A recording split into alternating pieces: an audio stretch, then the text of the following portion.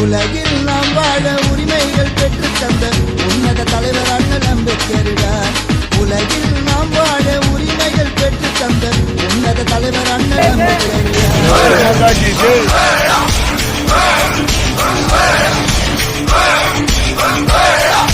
அர்ஜுனர் வில்லு ஹரிச்சந்திர சொல்லு இவனோட தில்லு பொய்க்காது.